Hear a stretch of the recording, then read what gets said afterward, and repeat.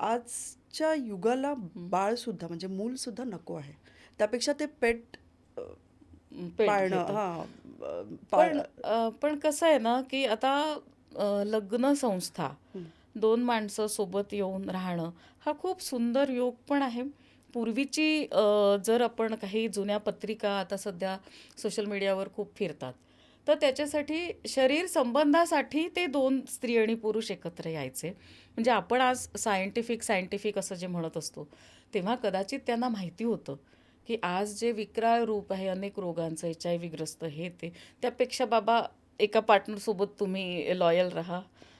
ती that the Regal life जे होतं त्याच्यासोबत, तर ते एक चांगलं असतं. म्हणून असं वाटतं की ते. आणि दुसरं असं आहे की आपलं मूल म्हणजे ही आपली उत्पत्ती आहे. ती एक वेगळी भावना ती एक वेगळी भावना आहे. वी आर द क्रिएटर्स ही एक मोठी भावना आहे.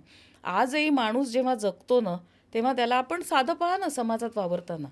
एखाद्या माणसाने काहीतरी खूप छान केलं तर त्याला अप्रिसिएशन मिळत असतं. आणि मूल आपण जन्माला घालतोय ह्याच्यासारखं मोठं अप्रिसिएशन नाही. त्याच्यासाठी इतकी वर्ष युग हे चाललंय.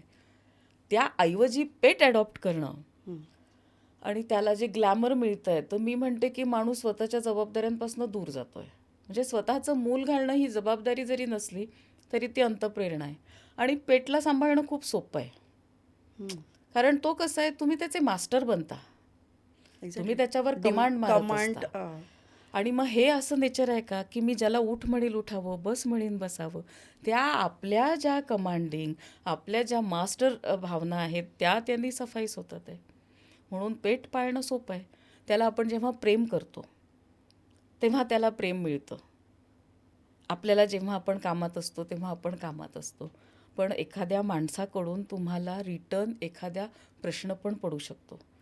मग लोक म्हणतात की हां, पेट पण वाट पाहत असतात सोयीनी.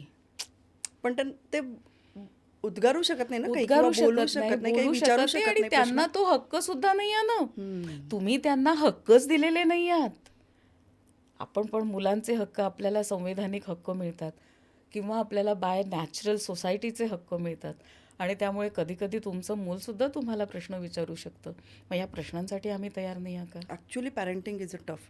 कारण आता हे जे म्हटलं की त्यांना उद्गार नसतात, कारण किती वेळेला आपण आपल्या कामात असतो आणि मागून म्हणजे खूप महत्त्वाचं काम आहे, मीटिंग आहे, आता तर वर्क फ्रॉम होम बरेच चालू आहे, त्याच्यात कुठेतरी त्या बाळाला, त्या मुलाला माहिती नसतं की किती आई किंवा बाबा किती महत्त्वाचं काम करतोय, पण त्याला त्याचे प्रश्न विचारावेच लागतात. विचारावा आणि लागतो. त्यावेळेला आपल्याला प्रेझेंट राहावं लागतं, त्याच्या प्रश्नाचं उत्तर द्यावं लागतं. मला वाटतं पेटसाठी हे खूप सोपी, म्हणजे पेटमुळे खूप सोपी होतं की नाही, तो जेव्हा जसं तुम्ही कमांड. तेच आहे. कारण तो तुम्हाला प्रश्न विचारणार नाही आहे, तो हक्क दाखवणार नाही आहे. हे हक्क ठीक आहे, पण तुम्ही जर त्याला म्हटलं की नाही टॉमी सिट, टॉमी क्वाइट, तर Tommy will really be quiet. पण हे माणसाबद्दल, कारण माणसाला क्युरिओसिटी आहे. पण हे खरंच आताच्या जनरेशनमध्ये होत चाललंय. कारण ते सोपं आहे ना. मला कोणाला I am not answerable to anyone if I am adopting a pet. आपल्याकडे नव्हतं का?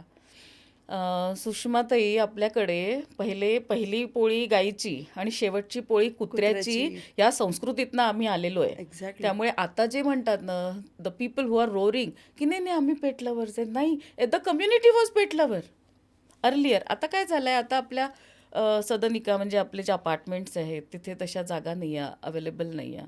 की मी समजा पोळी केली, माझ्याकडे 2 पोळ्या उरतही असतील तरी मी अशी जाऊन हे नाही करू शकत. आणि कुत्र्यांची जागा नेहमी घराच्या बाहेर होती. There was places allotted to every domestic animal. पण आता गाई गोठ्यातच राहिल्या, अंथरुणात सुद्धा पर्यंत पोहोचले. तेच तर कसं आहे, काही ज्या जागा आहेत ना, ज्या नैसर्गिकरित्या हे होत्या, तर निसर्गातनं त्यांचं अबोड तेच आहे, ओपन. त्या अबोडमध्ये आपण त्यांना राहू देत नाही आहे. त्यामुळे आता ज्या काही इन्सिडन्सेस घडतात आहे ते आपण त्यांना इतकं, त्यांच्यामध्ये आपण पण त्यांच्यात शिरलो आहे खूप. आणि मी मगाशीही सांगितलं की माणूस हा सगळ्यात शेवटी आला आहे, त्याच्या आधी हे सगळे प्राणी होते. त्यामुळे आता जे म्हणतात की आम्ही प्राण्यांवर प्रेम करतो, प्राण्यांवर, आहो ते आपल्या आधीचे आहेत, रहिवासी पृथ्वीवरचे. त्यामुळे आपण प्रेम केलं नाही केलं तरी ते जगणार आहेत. आपण जंगलातल्या एकाही प्राण्याला जगवायला जात नाही तरी ते जगतात.